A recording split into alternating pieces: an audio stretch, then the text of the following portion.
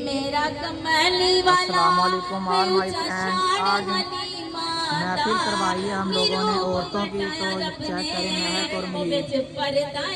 अगर जिसने भी महफिल करवानी हो तो आप लोग बायो में दिया हुआ नंबर पे रब्ता कर सकते हैं मेरे साथ।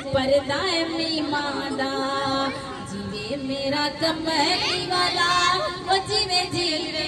ਜਿਹੜੀਆਂ ਬੀਬੀਆਂ ਚੁੱਪ ਕਰਕੇ ਬੈਠੀਆਂ ਉਹ ਵੀ ਆਪਣੇ ਲੱਭ ਜਿਹੜੇ ਹਲਾਲ ਹੈ ਇਹ ਕੱਲ ਲੱਭਣੇ ਸਾਰੇ ਤੇ ਜਿਸਮ ਦੇ ਹਿੱਸੇ ਨੇ ਗਵਾਹੀ ਦੇਣੀ ਹੈ ਕਿ ਜੀਵੇ ਮੇਰਾ ਕਮਲੀ ਵਾਲਾ ਉਹ ਅਰਸ਼ਾਂ ਤੇ ਜਾਣ ਵਾਲਿਆ ਮੈਂ ਸਦਕੇ ਜਾਵਾਂ ਤੇਰੇ ਉਹ ਸਾਨੂੰ ਕਲਮਾ ਪੜਾਉਣ ਵਾਲੇ मैं सदके जावा तेरे ओ सानू कलमा पढ़ाने वाले जीवे मेरा कमली वाला ओ अरबी ना पढ़ के दा नी उथे तेरा हज होवे ओ जिथे मौला अली होए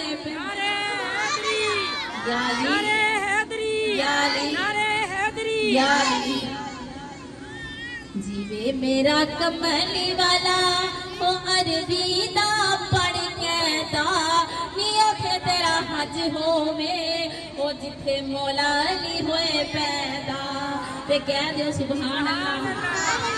अल्लाह सब नूं मदीने दी मोहर ला देवे। एक बारी फिर कह दियो सुभान अल्लाह।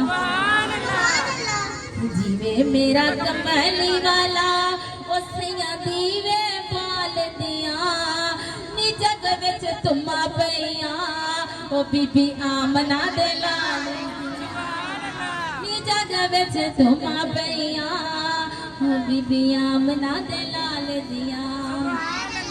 मेरी बहनों असी ते मिलाद मनाते ना, लेकिन देखो कि नबी दा मिलाद जड़ा ना वो मेरे अल्लाह ने भी मनाया है। किने मनाया है? वो किदा मनाया है कि बीबी आमना फरमातियां ने कि नबी दे नूर ज़ाहिर होने तो पहले बीबी आमना ने 3 मौजे देखे। बीबी आमना फरमातियां ने कि जो नबी दुनिया तो आए ना उन्हां दे आने तो पहले बीबी आमना ने 3 मौजे देखे। वो की देखदियां ने कि 3 झंडे रब ने किदां लाए, एक काबे दी छत ते लाया, एक मशरिक